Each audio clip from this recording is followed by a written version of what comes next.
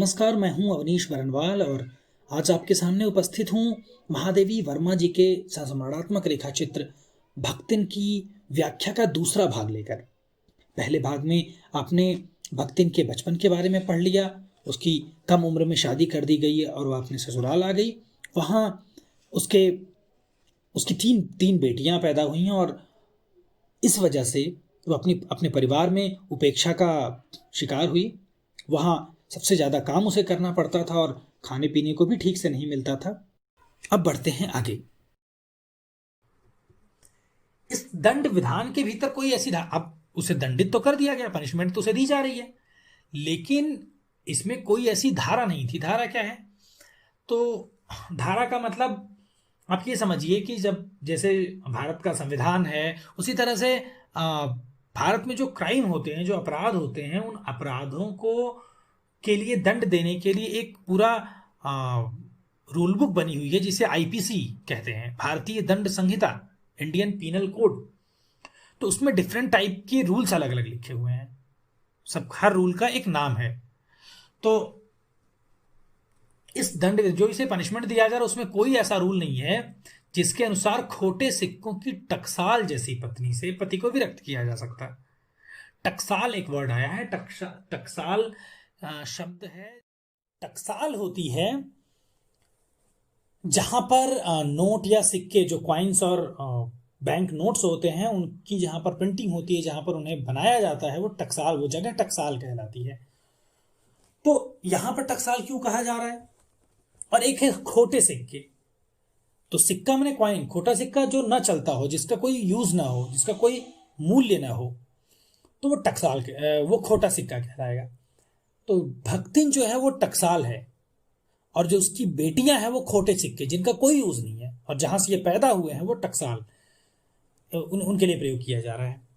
तो ऐसी पत्नी से पति को विरक्त करना मतलब उसे प्रेम न हो, वो उसका ध्यान ना दे, उसकी केयर ना करे, उससे दूर हो जाए, ऐसा नहीं कर सकते थे। सारी चुगली चबाई की परिणति, चुगली चबाई यानी किसी के बारे में पीठ पीछे बुरा बोलना, किसी की शिकायत करना पीठ पीछे कि उसने ऐसा किया, गलत किया, उसकी परिणति मतलब जो उसका एंड होता था, उसकी पत्नी प्रेम को बढ़ाकर ही होती थी। उसका पति जो था वो भक्तिन से बहुत प्रेम करता था। जो उसकी जेठानियां थी, उनके पति उन्हें बात बात पर मारते पीटते भी थे, लेकिन उसके पति ने उसे कभी उंगली भी नहीं छुआई, मतलब कभी उसने उसे मारने पीटने की कोशिश नहीं की। वह जानता था कि वह बड़े बाप की बड़ी बेटी है। ये अलग बात है कि उसके पिता नहीं है और विमाता है, उसकी स्टेप मदर है, तो वहां पर कोई उसको नहीं पूछ रहा है, लेकिन वो जानता था कि बड़े बाप की बड़ी बेटी है वो।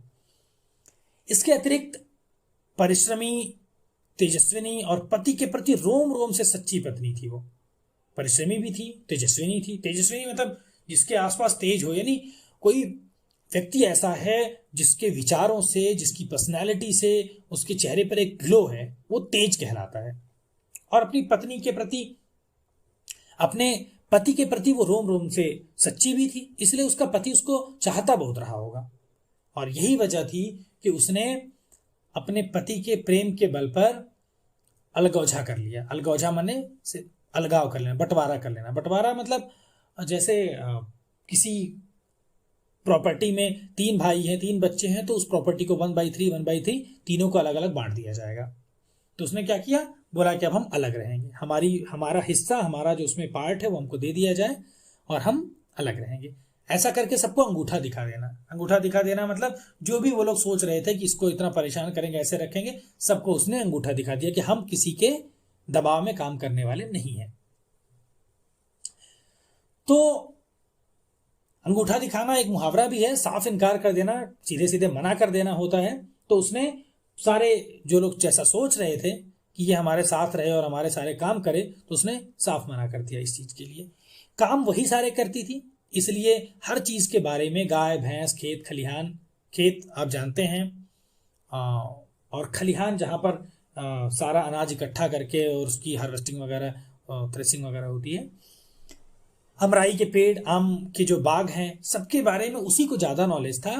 इसलिए इन लोगों ने जो उसने कहा, जो उसने मांगा, वैसा वैसा उसको दे भी दिया। उसने छांट छांट करके, मतलब जब सेपरेशन हो रहा है, जब बंटवारा हो रहा है, डिवाइडेशन हो रहा है, तो कोई चीज एक को मिलेगी, कोई चीज दूसरे को मिलेगी, तो उसने छांट छांट करके ऊपर से दिखा रही है असंतोष की मुद्रा। असंतोष मतलब वो सेटिस्फाई नहीं है, लेकिन अंदर से खुश होकर ले रही है, क्योंकि उसको पता है कि ये चीज अच्छी है। उसी को पता है क्योंकि वही सारे काम करती थी। तो उसने ले भी लिया, और बाद में चूंकि दोनों लोग बड़े मेहनती थे, तो उनकी मेहनत से वो सोना बन गया। सोना बन जाना मतलब बहुत और अच्छा हो गया। फिर क्या हुआ, कुछ समय बीता, उसकी जो बड़ी लड़की थी उसकी धूमधाम से उन्होंने शादी भी कर दी। और पति ने घरौंदे से खेलती हुई 2 कन्याओं, घरौंदा जब बच्चे छोटे होते हैं तो मिट्टी का, ईंट का, लकड़ी के घर बना करके वो उससे खेलते हैं, उसे घर, मिट्टी के बने हुए उस घर को घरौंदा कहते हैं। तो दोनों बेटियां अभी छोटी थी और वो अभी खेलने कूदने वाली उम्र में थी, लेकिन उनका भार छोड़ करके उसके पति ने संसार से विदा ली, यानी उसके पति की डेथ हो गई। तो उस समय उसकी अवस्था कुछ 36 वर्ष से कुछ ही अधिक रही होगी, यानी जब उसके पति की मृत्यु हुई तो उसका पति 36 वर्ष का था, और भक्तिन की उम्र लगभग 29 वर्ष की रही होगी, 29 की। उसका हस्बैंड 36 के आसपास का था और भक्तिन जो थी वो 29 के आसपास थी। बड़ी बेटी की शादी हो चुकी थी, दोनों बेटियां जो बची हुई थी वो भी छोटी थी। आज भक्तिन उसे बुढ़ऊ कहकर स्मरण करती है। तो जैसे भोजपुरी में बूढ़े व्यक्ति को, जो ओल्ड पर्सन है, उसे बुढ़ऊ मतलब बूढ़ा कहा जाता है, भोजपुरी में बुढ़ऊ हो जाता है। तो भक्तिन को लगता है कि वो बूढ़ी हो गई है, तो उसके पति तो उससे 6-7 साल बड़े ही हैं, इसका मतलब वो भी उस बूढ़े हो गए होंगे। परमात्मा क्या, भगवान क्या चले गए, मृत्यु हो गई है, यानी भगवान क्या चले गए, तो वहां वो भी बूढ़े ही हो गए होंगे, इसलिए उनको हम बुढ़ऊ नहीं कहेंगे तो ये उनका अपमान होगा, उनको बुढ़ऊ कहना ही चाहिए। तो ये चीज हुई। फिर भक्तिन के हरे भरे खेत थे, खूब मेहनत कर रही है, खेत भी हरे भरे हैं, मोटी ताजी गाय भैंसे हैं, उसके जो पेड़ हैं फ्रूट्स से पूरा लदे हुए हैं। तो जो जेठ थे, जेठ, और मैंने आपको इसके पहले बता रखा है कि जो पति के बड़े भाई हैं वो जेठ कहलाएंगे। क्योंकि भक्तिन जो थी, उसका पति तीनों भाइयों में सबसे छोटा था, तो उसके दोनों भाई जो थे उसके पति के, वो दोनों इसके जेठ हुए। और जेठौत मतलब उनके जेठों के बच्चे। उनके मुंह में पानी भर आना, मुंह में पानी भर आना मतलब लालच आना ना, ग्रीड हो जाना, स्वाभाविक था, नेचुरल था। इन सब की प्राप्ति तो तभी संभव थी जब भैयहू दूसरा घर कर लेती। जैसे मैंने आपको बताया कि अगर 2 भाई हों और दोनों की शादी हो जाए, तो जो बड़े भाई की पत्नी है और जो छोटे भाई की पत्नी है, उन दोनों का आपस का रिश्ता देवरानी जेठानी का होगा। छोटे भाई की पत्नी देवरानी और बड़े भाई की पत्नी जेठानी। तो जेठानी सबके लिए नहीं, वो जेठानी है छोटी पत्नी, जो छोटे भाई की पत्नी है उसके लिए, देवरानी के लिए जेठानी है और जेठानी के लिए वो देवरानी है। तो इसी तरह से पति के बड़े भाई जेठ,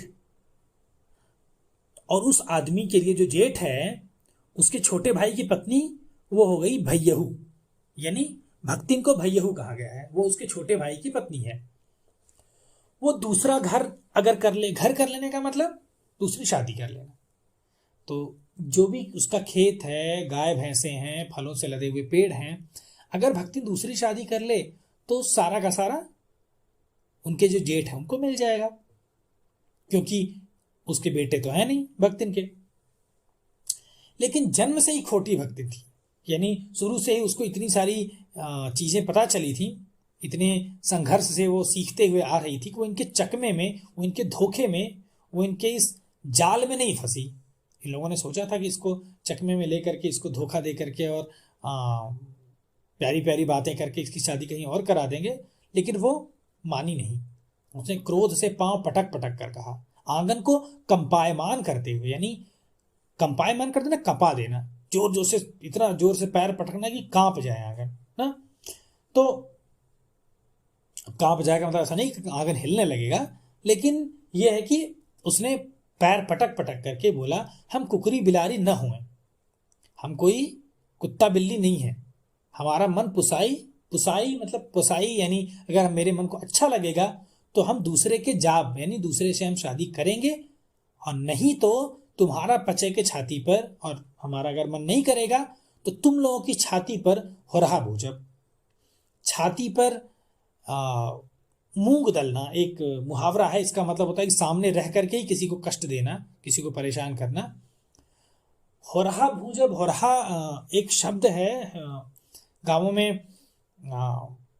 एक तरह का प्रचलन है कि चना या मटर के हरे हरे हरे पेड़ उखाड़ लिए जाते हैं, उनमें चना और मटर वैसे ही फली के रूप में लगा रहता है, बीन्स के रूप में, और उससे क्या किया जाता है, आग में खड़े खड़े उस पेड़ को ही भून लिया जाता है।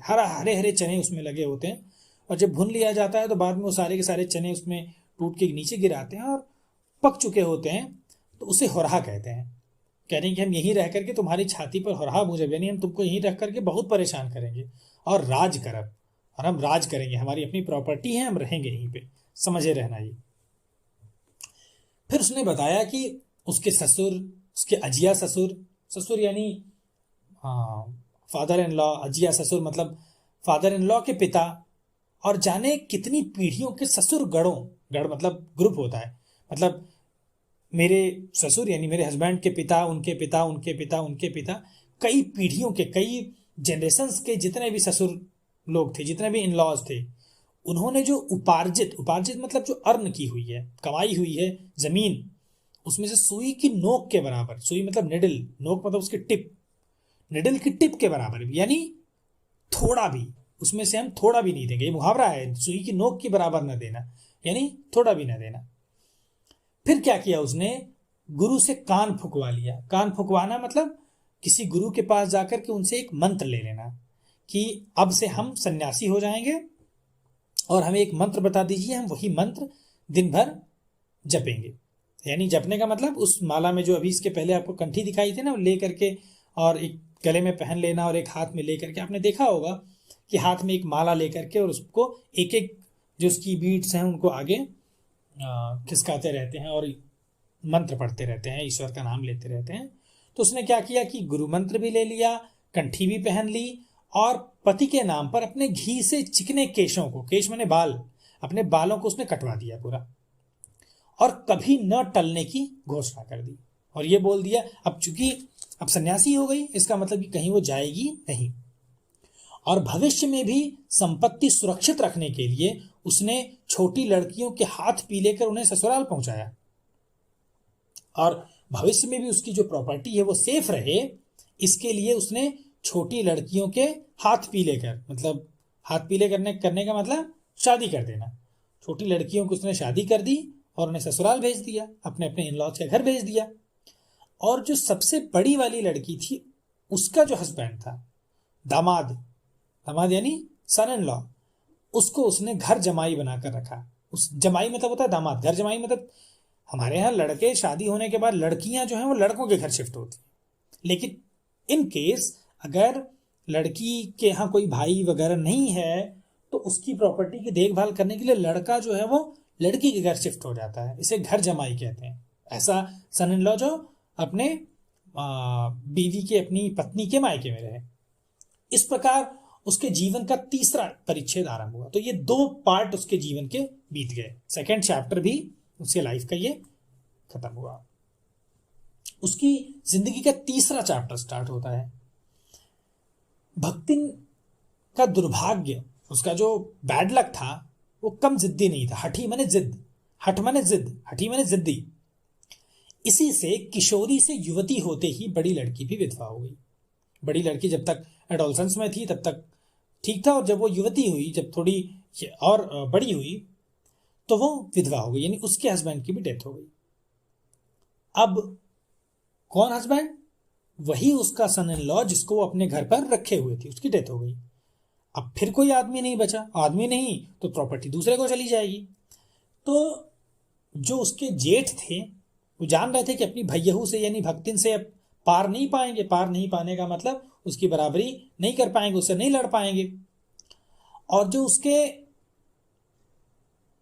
जिठौत थे यानी उनके जेठ के जो बच्चे थे, वे भी अपनी काकी को, अब जेठ के बच्चों के लिए ये काकी लगेगी, ठीक जैसे आजकल आप आंटी कहते हैं, तो काकी शब्द है, को परास्त करने के लिए, उनको हराने के लिए उनको एक आशा की किरण दिखी। उन्हें लगा कि अब तो इसके जो सन इन लॉ था इसका, उसकी भी डेथ हो गई है, अब तो जेंट्स कोई बचा नहीं है घर में, तो सारी प्रॉपर्टी हम लोग को मिल सकती है अगर हम लोग इस जो बहन है, उसकी बहन हुई ना जिसके पति की डेथ हो गई, भक्तिन के की बड़ी बेटी है, वो विडो हो गई है, तो जो भक्तिन के पति के भाई वगैरह हैं, उनके जो बच्चे हैं, उनकी कजिन हुई ना, तो अपनी इस कजिन के गठबंधन के लिए, उसकी शादी कराने के लिए जो बड़ा जेठौत था, जो उसके जेठ का बड़ा लड़का था, अपने तीतर लड़ाने वाले साले को बुला लाया।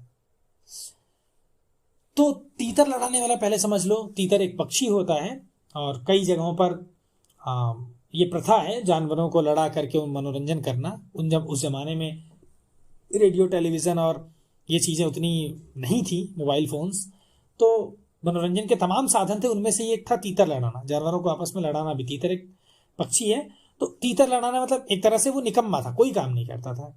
साला जो है, साले का मतलब ब्रदर इन लॉ, यानी अपनी पत्नी का भाई, ठीक है।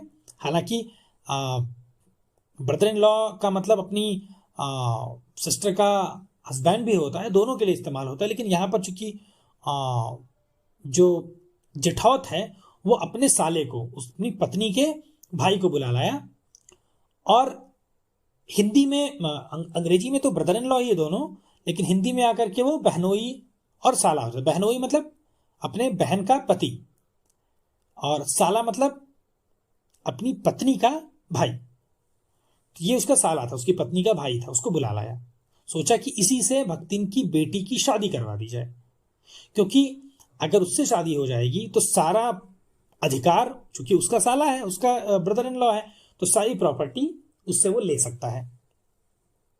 भक्तिन की लड़की भी मां से कम समझदार नहीं थी, उसने उस वर को, उस दूल्हे को जिससे उसकी शादी होने वाली थी, उसने रिजेक्ट कर दिया, ना पसंद कर दिया। बाहर के बहनोई का आना चचेरे भाइयों के लिए सुविधाजनक नहीं था। अगर बाहर के किसी आदमी से शादी होती तो वो तो प्रॉपर्टी देता नहीं इन लोगों को, इसलिए वो लोग चाह रहे थे कि इससे, जो तीतर लड़ाने वाला उसका ब्रदर इन लॉ था, उससे शादी हो जाए। खैर हुआ नहीं, और ये जो प्रपोजल था वो एज इट इज रह गया। वो दोनों माँ बेटी खूब मन लगाकर अपने प्रॉपर्टी की देखभाल करती थी, और दूसरी तरफ मान न मान मैं तेरा मेहमान, ये भी एक कहावत है, यानी कोई भले ना आपको इज्जत दे, आपको ना बुलाए, लेकिन आप उसके यहाँ पहुंचे रहिए। मान न मान मैं तेरा मेहमान, तुम भले मत मानो लेकिन मैं तुम्हारा मेहमान हूं। ऐसी कहावत को चरितार्थ करने वाले, ऐसी कहावत को सही साबित करने वाले जो इसके जेठ और जेठौत ये सभी लोग थे, वे सोचते थे कि किसी तरह से उस तीतर लड़ाने वाले उसके ब्रदर इन लॉ की शादी भक्तिन की बेटी से हो जाए। इसके लिए चाहे कुछ भी करना पड़े। हिंदी फिल्मों में आप देखे हैं ना, बहुत सारे तरह के गलत, अच्छे खराब सारे तरह के काम करते हैं अपनी अपनी चीजों को पाने के लिए, अपने स्वार्थ को अपने पूरा करने के लिए। तो एक दिन क्या हुआ, माँ बाहर गई हुई थी, कहीं अनुपस्थिति यानी एब्सेंस में वर महाशय, वही लड़का जिससे ये लोग शादी करवाना चाहते थे, भक्तिन की लड़की की, भक्तिन की बेटी की शादी जिस लड़के से करवाना चाहते थे, वो लड़का क्या किया कि भक्तिन की बेटी की कोठरी में घुस गया, उसके घर में, उसके कमरे में घुस गया और अंदर से उसको बंद कर लिया। और जो उसके सपोर्टर्स थे वो गांव वालों को बुलाने लगे कि आओ आओ देखो, भक्तिन की बेटी और ये जो लड़का है, ये दोनों एक ही घर में है, एक ही कमरे में है। खैर बाद में जब दरवाजा खुला तो दिखा कि युवती ने, वो जो भक्तिन की बेटी थी, उसने उस लड़के को बहुत मारा था, मरम्मत करके। मरम्मत करना वैसे होता है रिपेयर करना किसी चीज को, लेकिन यहाँ मरम्मत करने का मतलब बहुत पीटना। तो चूंकि वो जबरदस्ती घुसा था उसके घर में, तो भक्तिन की बेटी ने उसको खूब पीटा। अब जो पंच थे, पंच यानी गांवों में क्या होता है कि आजकल की तरह थाने चौकीदार ये सब नहीं होते हैं उतने, तो पुलिस वगैरह कम हुआ करते थे और लोग जाना भी नहीं चाहते थे। तो गांव में पंचायत होती थी, बहुत कुछ जो समझदार लोग होते थे उनका एक ग्रुप होता था, उनको बिठा करके अपनी प्रॉब्लम्स लोग बताते थे और वो उनको उनका समाधान करते थे। यहाँ चित्र में आप देख रहे हैं, पहला एक सांकेतिक चित्र है जहाँ पर एक कुछ लोग ऐसे पेड़ के नीचे चबूतरे पर बैठे हुए हैं, बाकी लोग इधर बैठे हुए हैं और वो लोग अपनी बात कह रहे हैं। दूसरा वाला चित्र जो है वो वास्तविक चित्र है। यहाँ भी बहुत सारे लोग जुटे हुए हैं, अपनी बातें कहने के लिए एक व्यक्ति खड़ा होकर के बोल रहा है। तो गांव के कुछ व्यक्ति होते हैं जो पढ़े लिखे थोड़े समझदार होते हैं, उनको बुला करके और अपनी समस्या उनके सामने रखी जाती है और कहा जाता है कि आप इसका समाधान करिए। तो पंचायत बैठी और जब पंच लोगों ने देखा उसको तो वो लोग समस्या में पड़ गए। जो तीतरबाज युवक था, जो तीतर लड़ाने वाला व्यक्ति था, वो कहता था कि वह निमंत्रण पाकर भीतर गया, यानी उस लड़की ने उसको बुलाया। लेकिन जो युवती थी, जो भक्तिन की बेटी थी, वो कहती थी कि इसके गाल पे जो मेरी अंगुलियों के निशान पड़े हुए हैं उसको पढ़िए, मैंने बुलाया था कि नहीं बुलाया था। अंत में दूध का दूध पानी का पानी, यानी सही निर्णय करने के लिए, सही जस्टिस करने के लिए पंचायत बैठी और सबने लगा कि कलयुग है। इस प्रॉब्लम का जो मेन रीजन है, जो मेन कॉज है, वो कलयुग है। कलयुग माने ये जो समय अभी चल रहा है, ये टाइम का सारा दोष है। अपीलहीन फैसला हुआ कि चाहे उन दोनों में से एक सच्चा हो, चाहे दोनों झूठे, चाहे उनमें से एक व्यक्ति सही हो या दोनों झूठ बोल रहे हों, लेकिन जब वे लोग एक कोठरी के अंदर से निकले हैं तो उनको पति पत्नी के रूप में रहना पड़ेगा। तभी ये जो कलयुग का दोष है, ये जो प्रॉब्लम्स आएंगी, उस कलयुग के दोष का परिमार्जन कर सकता है। कहते हैं कि ये जो कुछ हो रहा है ये इस समय की वजह से हो रहा है, तो ये जो गलती इन्होंने की है उसको सही कैसे होगा, उस गलती को सुधारा कैसे जा सकता है, उन दोनों की शादी करवाकर। अपमानित बालिका ने ओठ काट कर लहू निकाल लिया, उसने दांत से अपने होंठ काट लिए, यानी उसको मंजूर नहीं था, उसे जबरदस्ती लोग कह रहे हैं शादी करने को। माँ ने भी आग्नेय नेत्रों से, आग्नेय आग से भरे हुए, अंगारे से भरे हुए, मतलब जलती हुई आंखों से, यानी गुस्से में गले पड़े। गले पड़ना एक मुहावरा है जिसका मतलब होता है जबरदस्ती किसी के साथ रहने लगना। दामाद को देखा, संबंध कुछ सुखकर नहीं हुआ, वो तो होना ही था, बहुत अच्छा नहीं रहा, क्योंकि जो दामाद था, जो सन इन लॉ था, वो एकदम आराम से बिना किसी निश्चिंत होकर, बिना किसी चीज की चिंता किए हुए कि कमाना है कि नहीं, घर में खाने को कैसे आएगा, इन सब चीजों के बारे में बिना सोचे वो तीतर लड़ाता था, तो अपने काम में लगा रहता था। और जो बेटी थी वो विवश होकर के क्रोध से जलती रहती थी। इतने यत्न से संभाले हुए गाय ढोर, इतनी मेहनत से उसने जो अपने पशुओं को संभाला था, जो खेती बाड़ी इतने अच्छे से की थी, सब पारिवारिक द्वेष में झुलस गए। यानी ये सारी चीजें खत्म हो गई। झुलस जाना मतलब जल जाना। परिवार में ऐसा झगड़ा हुआ कि वो सब कुछ जल गया, और अब जल जाने के बाद सब कुछ समाप्त हो गया। ना खेत वैसे रहे, ना उसमें फसल होती थी, ना उसकी गायें वगैरह अच्छी थी। अब ऐसा हुआ कि लगाने टैक्स पे करना था वो भी नहीं हो पाया उनसे। पहले जमाने में भी लोग लगान देते थे, लगान एक तरह का कर था, टैक्स था, कि आपके खेत में इतना अनाज होगा तो उसमें से इतना पार्ट, 1/4, 1/5, 1/10 जो भी हो, वो जमींदार को देना पड़ेगा। वो भी नहीं दे पाए, सुख से रहने की तो बात ही नहीं है। तो जब लगान नहीं एक बार दिया तो जो जमींदार था, जो लैंडलॉर्ड था, उसने भक्तिन को बुला करके धूप में खड़ा करा दिया। जो भक्तिन इतना काम करने वाली, इतनी मेहनत करने वाली थी, उसके लिए ये इंसल्ट जो उसका हुआ वो बहुत बड़ा कलंक बन गया। कलंक मतलब एक ब्लैक स्पॉट उसके कामों पर। यानी कोई आदमी बहुत अच्छा हो और किसी एक छोटी सी गलती की वजह से, जो अनजाने में उसने की हो, उसकी वजह से कोई उसे अपमानित करे तो उसके जीवन का कलंक हो गया, यानी एक ब्लैक स्पॉट हो गया उस पूरे उसकी लाइफ के लिए। अब उस भक्ति ने सोचा कि खेती बाड़ी तो हो नहीं रही है, तो इससे बढ़िया हम शहर आकर के कोई काम करते हैं। अब जाती है वो भक्तिन महादेवी वर्मा के यहां। तो तीसरा अध्याय उसके जीवन का यहां समाप्त हुआ। अब से चौथा चैप्टर उसकी लाइफ का स्टार्ट होगा।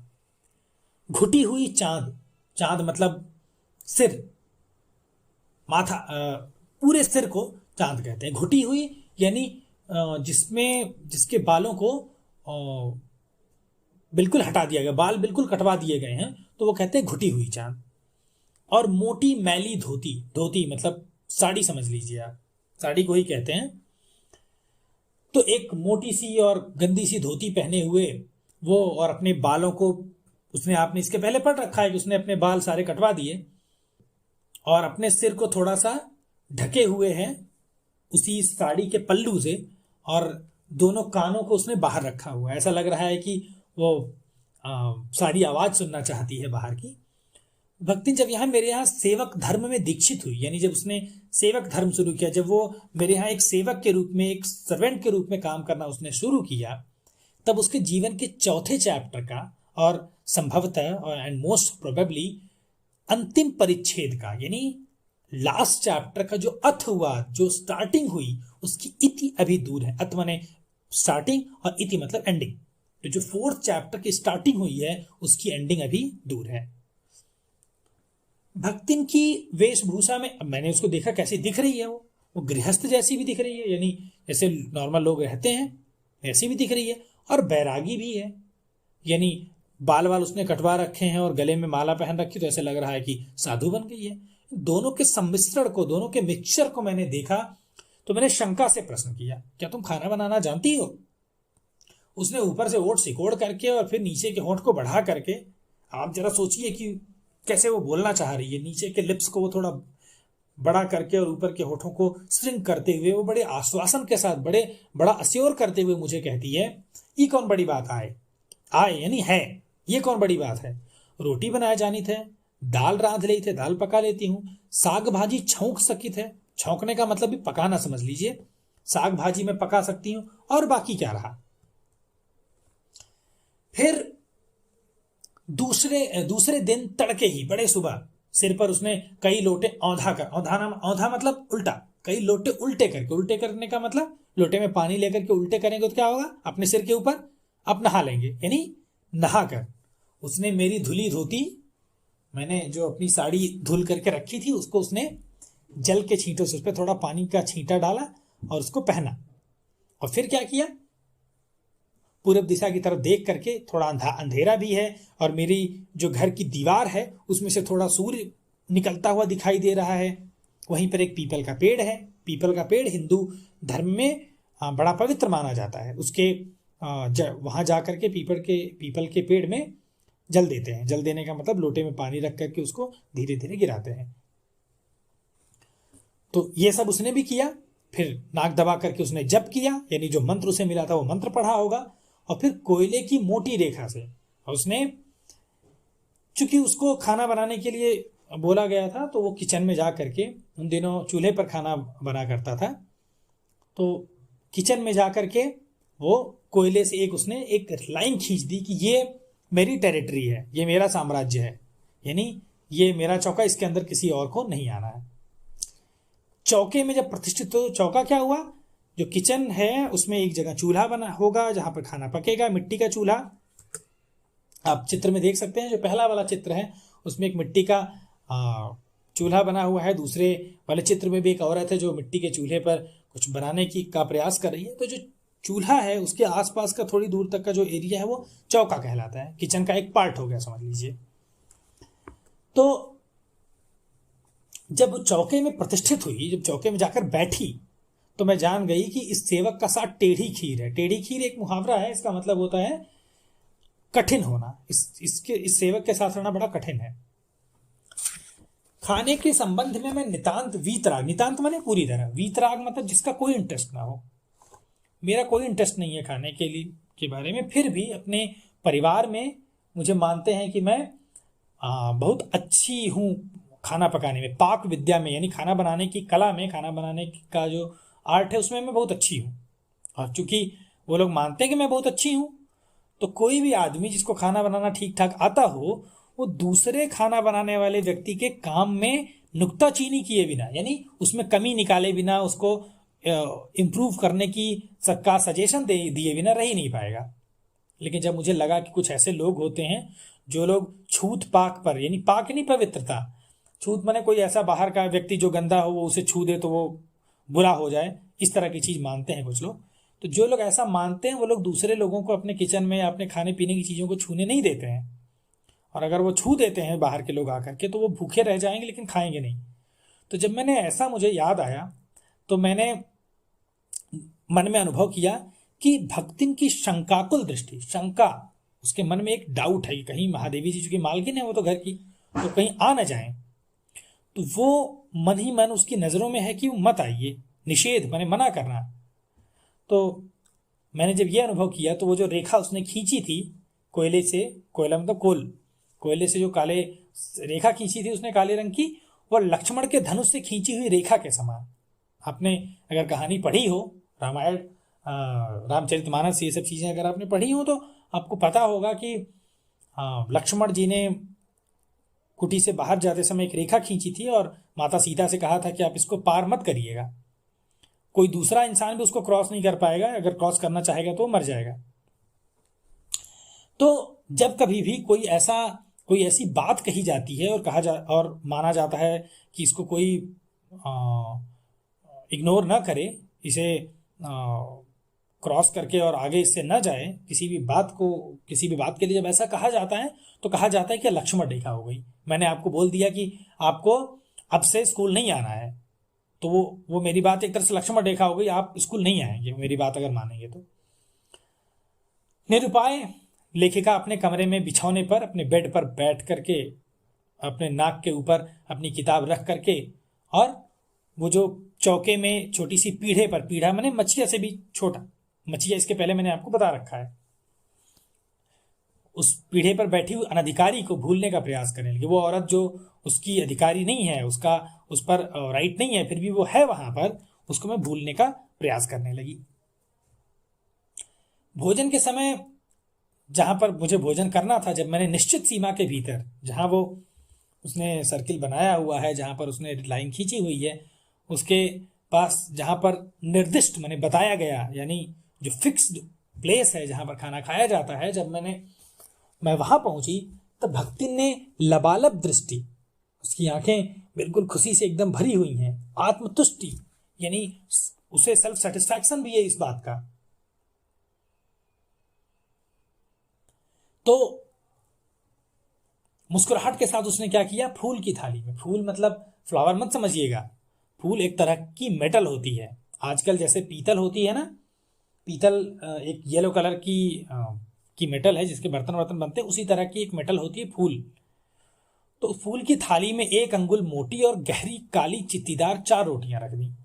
मोटी मोटी उसने रोटियां बनाई थी और काली काली चित्ती, काले काले स्पॉट पड़े हुए थे, जली हुई थी वो। और उसी थाली में, अलग कटोरी में नहीं, सेम थाली में एक तरफ रोटी रखी और उसको थोड़ा ऐसे टिल्ट करके, थोड़ा तिरछा करके वहां पर उसने दाल रख दी। तो ये उसने किया बहुत उत्साह से, बहुत खुशी से, उसने ऐसा बहुत जील के साथ उसने किया, लेकिन मैंने उसके उत्साह को खत्म कर दिया। तुषारापात कर देना यानी उसको खत्म कर देना। मैंने रुआंसे भाव से कहा, मैं लगभग रोने रोने जैसे हो गई कि ये क्या बनाया है। तब हतबुद्धि हो गई, मतलब उसकी सारी बुद्धि ही खत्म हो गई। क्या बोली वो, रोटियां सेंकने के प्रयास में कुछ अधिक खरी हो गई हैं। मतलब मैंने रोटियां अच्छे से सेंकी हैं, इसलिए वो थोड़ी काली काली सी दिख रही हैं, थोड़ी कड़ी कड़ी सी दिख रही हैं, लेकिन अच्छी हैं। तरकारियां थी, सब्जी थी घर में, लेकिन दाल बनी है तो तरकारी का क्या काम है। शाम को दाल ना बनाकर तरकारी बना दूंगी। अब दूध घी महादेवी जी को नहीं अच्छा लगता था, नहीं तो सारा काम ठीक हो जाता। अब क्या किया जाए, दूध से खा लेती वो। अब क्या किया जाए, या तो अमचूर क्या होता है, आम को के छिल, मतलब आम का जो गूदा होता है, जो पल्प होता है, पल्प तो पकने पे होता है, लेकिन जो कच्चे पे वो कड़ा कड़ा सा, उसको काट करके सुखा लेते हैं और फिर बाद में उसका पाउडर बना लेते हैं। वो खट्टा खट्टा सा लगता है, वो अमचूर कहलाता है। और लाल मिर्च की चटनी पीस ली जाए, उससे भी काम ना चले तो गांव से वो गुड़ लाई हुई गठरी में, गठरी मतलब कपड़े का एक छोटा सा बंडल, उसमें थोड़ा सा गुड़ ले आई है, वो गुड़ मुझे दे देगी और वो मैं खा लूंगी। और शहर के लोग क्या कलाबत्तू खाते हैं। कलाबत्तू क्या होता है, रेशम का, सिल्क का थ्रेड होता है, धागा होता है, जिसमें एक पट्टी सी होती है, जिसमें बीच बीच में सोने के तार लगे होते हैं, सोने के गोल्ड के पतले पतले तार उसमें लगे होते हैं, उसे कलाबत्तू कहते हैं। तो कह रहे हैं, अब वो खाने की चीज नहीं है, लेकिन चूंकि वो महंगी चीज है इसलिए वो कह रही है कि और शहर के लोग क्या कलाबत्तू खाते हैं। फिर वह कुछ अनाड़ी या फूहड़ नहीं है, वो अनाड़ी मतलब जो कुछ ना करना जाने, फूहड़ मतलब जो बहुत साफ से अच्छे से काम ना करे तो वो अनाड़ी या फूहड़ नहीं है। उसके ससुर, ससुर यानी फादर इन लॉ, पितिया ससुर यानी फादर इन लॉ के भाई, पितिया मैंने चाचा लोग वगैरह के लिए इस्तेमाल होता है, जो उसके हस्बैंड की चाचा। और अजिया सास यानी उसके हस्बैंड की मदर। सास हो गई हस्बैंड की मदर, मतलब मदर इन लॉ, और जो उनकी सास है वो अजिया सास हो गई। तो मतलब 3 पीढ़ियों की वो बात करें, उसके पिता, चाहे उनके जो पितिया ससुर, उसके फादर इन लॉ यानी उसके ससुर हैं वो, उसके जो पितिया ससुर हैं वो, चाहे उनके जो पिता थे वो, उन सभी ने उनकी पाक कुशलता के लिए न जाने कितने मौखिक प्रमाण पत्र दे डाले। वो खाना बनाने में बहुत अच्छी है कि इस बात के लिए उसको बहुत सारे सर्टिफिकेट्स मिले हुए हैं, मौखिक प्रमाण पत्र, वो सर्टिफिकेट्स, यानी लोगों ने कहा है कि तुम बहुत अच्छा खाना बनाती हो। भक्तिन के इस सारगर्भित लेक्चर का प्रभाव यह हुआ, जब उसने ये सारगर्भित मतलब इतनी सीरियसनेस के साथ इतनी अच्छी अच्छी बातों से भरा हुआ ये जो लेक्चर दिया, उसका प्रभाव ये हुआ कि चूंकि मीठा मैं खाती नहीं हूं इसलिए गुड़ के बिना, और चूंकि घी नहीं खाती इसलिए सिर्फ सूखी दाल से, उस रूखी दाल मतलब जिसमें खाने जैसा कुछ नहीं था, बिल्कुल टेस्टी नहीं थी, केवल दाल थी, ये नहीं कि उसके साथ सब्जी वगैरह और कुछ हो, तो केवल दाल से एक मोटी रोटी खा करके मैं यूनिवर्सिटी पहुंची। और वहां पर न्याय सूत्र एक पुस्तक है, उसको पढ़ते पढ़ते मैं सोचने लगी कि देहात और शहर का जो जीवन है उसमें इतना अंतर कैसे है। अलग भोजन की व्यवस्था मुझे करनी पड़ी थी, इसलिए कि मेरा स्वास्थ्य ठीक नहीं रह रहा था और परिवार वालों की चिंता भी थी। लेकिन प्रबंध ऐसा हो गया, लेकिन यहां पर ऐसा अरेंजमेंट हो गया कि उपचार का प्रश्न ही खो गया। यहां स्वास्थ्य लिखा हुआ है बट वो स्वास्थ्य होता है, आधा था और यह प्रबंध ऐसा हो गया कि उपचार का प्रश्न ही खो गया। कैसे उपचार करें, कैसे ट्रीटमेंट करें। ये जो देहात से आई हुई वृद्धा है, ये जो बूढ़ी औरत है, उसने मुझे लाइफ की सिंप्लिसिटी के बारे में इतना अवेयर कर दिया, जागृत कर दिया कि मैं अपनी असुविधाएं छिपाने लगी। जो मेरे डिस्कम्फर्ट हो रहा है मुझे, वो मैं उससे हाइड करने लगी। सुविधाओं की चिंता करना तो दूर की बात है, सुविधा के बारे में सोचना ही नहीं था। भक्तिन का स्वभाव ऐसा है कि वह दूसरे को अपने मन के जैसा बना लेती है, जैसा वो है वैसा बनाना चाहती है, लेकिन खुद में कोई चेंज नहीं चाहती वो। इसी वजह से भक्तिन के साथ रहने पर भक्तिन के ऊपर शहर का कोई प्रभाव नहीं पड़ा, शहर की हवा नहीं लग पाई, यानी कोई प्रभाव नहीं पड़ा। लेकिन महादेवी जी जो हैं वो भक्तिन का जो देहाती नेचर है वो सीख गई। यानी महादेवी जी जो शहर की थी वो देहाती हो गई, लेकिन भक्तिन जो देहात की थी वो शहर की नहीं हो पाई। वो क्या क्या लॉजिक देती है अपने कामों को सही बताने के लिए। रात को बना दलिया सवेरे मट्ठे से सोंधा लगता है।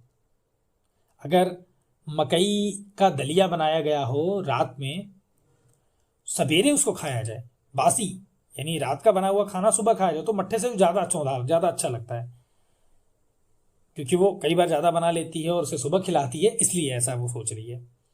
तिल लगाकर बनाए हुए पुए गरम कम अच्छे लगते हैं।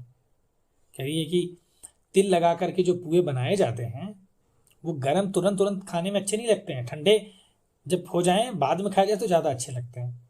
ज्वार के भुने हुए भुट्टे के हरे दानों की खिचड़ी स्वादिष्ट होती है। ये गांव की चीजें हैं बिल्कुल। सफेद महुए की लपसी मतलब पेस्ट समझ लो, वो संसार भर के हलवे को लजा सकती है। हलवा आप जानते ही होंगे। तो महुए की लपसी, महुआ एक पेड़ पर लगने वाला छोटा छोटा फूल है, फूल जैसा होता है वो, जो झड़ता है गिरता है तो उसको उठा करके उसे चीनी वगैरह सब मिला करके और उसका एक पेस्ट सा बना लिया जाता है। ये सब चीजें वो मुझे सिखाती रहती है। लेकिन यहाँ का रसगुल्ला तक भक्तिन के पोपले मुंह में प्रवेश करने का सौभाग्य नहीं प्राप्त कर सका।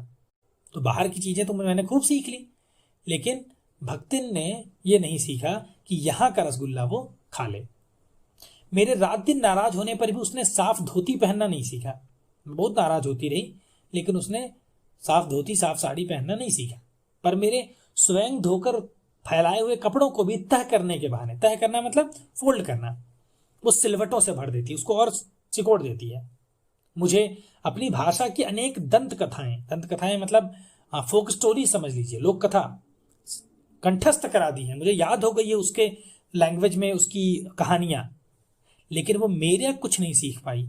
अभी भी बुलाने पर वह आए कहती, जैसे भोजपुरी में ऐसा है कि किसी को बुलाओ तो वो आए बोलेगा, आए मतलब हाँ, तो उसके स्थान पर वो जी नहीं कह पाई आज तक ये शिष्टाचार, ये मैनर वो नहीं सीख पाई।